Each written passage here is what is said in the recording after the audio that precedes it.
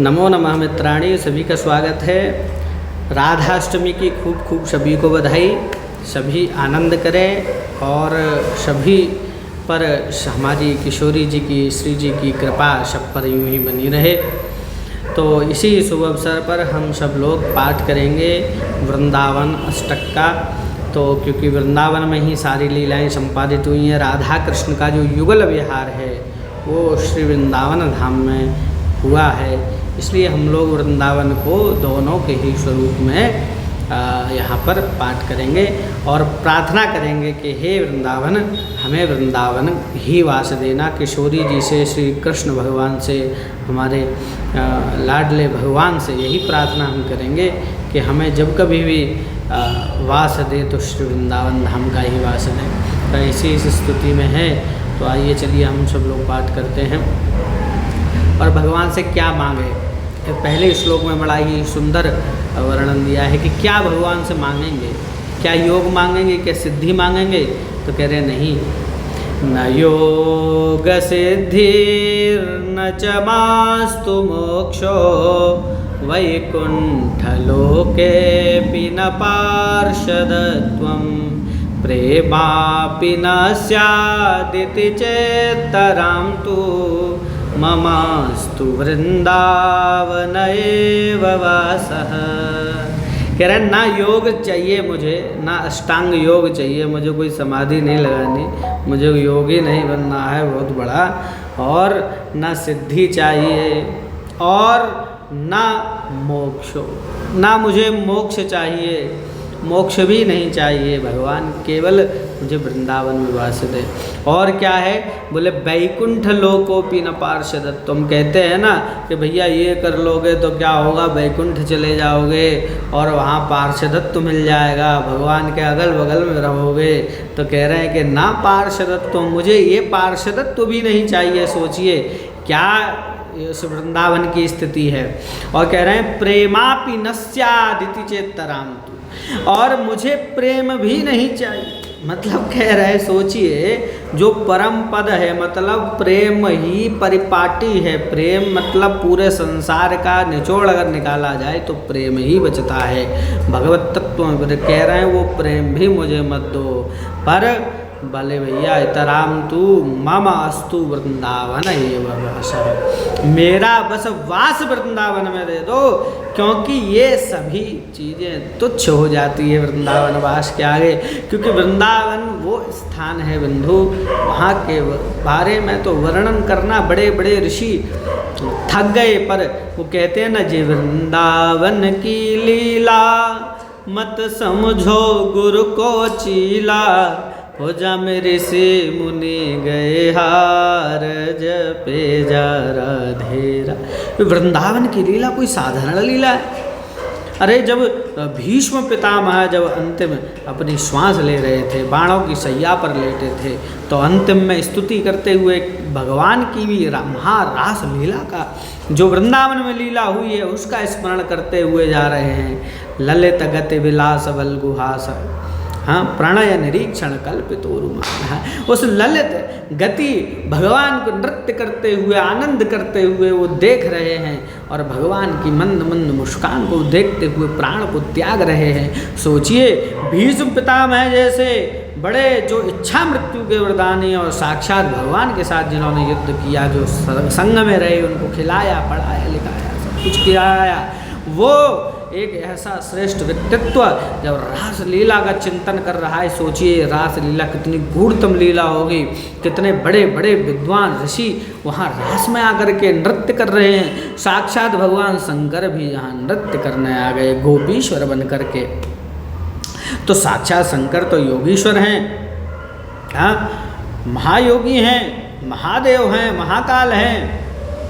भाई वो क्यों आने लगे? तो इसका तात्पर्य है ये वृंदावन की वास्तविक लीला जो है वो साधारण इन चक्षुओं से दर्शन होने वाली नहीं है। वो तो जब ठाकुर जी चाहेंगे तभी हो सकता है। इसलिए उनसे यही प्रार्थना करो, उस वृंदावन में वास देना जहाँ पर ऋषि मुनि आने के लिए भी तरसते हैं, देवता लोगों को स्थान भी नहीं मिलता है। तो इसलिए उस वृंदावन में हमारा वास हो, ऐसी प्रार्थना करते हुए आगे बढ़ते हैं। दूसरा श्लोक देखते हैं। तारणं जनुर्यत्यविधिर्ययाचे सद्भक्तिचूडामणिरुद्धवोऽपि वीक्ष्यैव माधुर्यधुरां तदस्मिन् ममास्तु वृंदावन एव वासः। अरे जहाँ पर देखिए सदभक्त चूड़ामणि ही उद्धवोपि, जो सदभक्त उद्धव हैं वो भी क्या कह रहे हैं कि तारणम जनुर्यत्र विधिर्ययाचे, कह रहे हैं कि भगवान से प्रार्थना कर रहे हैं कि भगवान यदि मुझे जन्म दें तो तृण का जन्म दे दें, कहाँ पर वृंदावन की लता तरु बना दे मुझे। और वीक्षैव क्या, क्यों बोले वीक्षैव माधुर्य धुराम तदस्मिन्, उस माधुर्य धुरा पर देख करके ही मुझे आनंद प्राप्त हो जाता है। तो ममास्तु वृंदावन एव वास, मुझे ऐसे वृंदावन का वास देना प्रभु। और आगे कहते हैं किं ते कृतं हन्त तपः क्षितीति गोप्यो विभूमे स्तुवते स्म कीर्तिं ये नैव कृष्णाङ्घ्रिपदाङ्कितेऽस्मिन् ममास्तु वृंदावन एव वासः। अरे किं ते कृतं, अरे क्षिति, क्षिति मतलब पृथ्वी, इस पृथ्वी ने कौन सा तप किया था भैया, जो और गोपियों ने भी कौन सा इस तप किया है। स्तुवते स्म कीर्तिम, हाँ क्या इनकी जो है कीर्ति हो गई और लोग स्तुति करते हैं भैया। तो क्यों बोले ये नैव कृष्णाङ्घ्रिपदाङ्किते, और इसमें क्या हुआ है बोले भगवान श्री कृष्ण के पाद की रज से अंकित वो भूमि ऐसी स्तुति हो गई है महाराज कि उसकी ऋषिगण वंदना करते हैं। तो ऐसे श्री धाम वृंदावन में जहाँ भगवान श्री कृष्ण की बाल लीलाओं के से किए हुए चरण की रज, जहाँ पर भगवान ने कभी पादुका नहीं पहनी और अपने केवल रिक्त पैरों से ही पादों से ही विचरण किया है, ऐसे श्री वृंदावन में ही मेरा वास होना चाहिए। आगे देखते हैं, आप केवल पाठ करेंगे। गोपांगनालं पटतैव यत्र यस्यां रसः पूर्णतमत्वमाप यतो रसो वै सयते श्रुतेस्तन् ममास्तु वृंदावन एव वासः। भाण्डीरगोवर्धनरसपीठैस् त्रिसीमकेजो जनपञ्चकेन मिते विभुत्वादमितेऽपि चास्मिन् ममास्तु वृंदावन एव वासः। यत्राधिपत्यं वृषभानुपुत्र्या येनोदयेत् प्रेम सुखं जनानां यस्मिन् ममासावलवत्यतोऽस्मिन् ममास्तु वृंदावन एव वासः। यस्मिन् महारासविलासलीला न प्रापयां श्रीरपि सा तपोभिः तत्रोल्लसन्मञ्जुनिकुञ्जपुञ्जो ममास्तु वृंदावन एव वासः।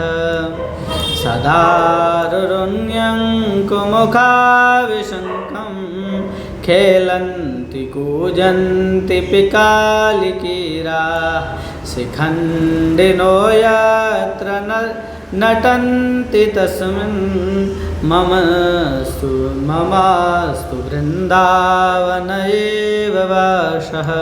वृन्दावनास्त्यकमेतदुच्चैः पठन्ति ये निश्चलबुद्धयस्ते वृन्दावने साङ्घ्रिसरोजसेवा साक्षाल् लभन्ते जनुषोऽन्त एव। इति श्री विश्वनाथ चक्रवर्ती रचितम वृंदावनाष्टकम संपूर्णम। श्री विश्वनाथ चक्रवर्ती प्रभुपाद जी के द्वारा विरचित वृंदावन अष्टक संपूर्ण हुआ। ऐसा ये वृंदावन अष्टक है, इसका अर्थ पूरा पढ़ना है आप सभी को, और इतना सुंदर ये अष्टक है कि क्या बताएं। इसको पाठ करते करते अत्यंत आनंद की स्फूर्ति हो जाती है। श्री वृंदावन धाम के विषय में 8 श्लोकों में इतना सुंदर वर्णन मैंने आज तक नहीं पढ़ा।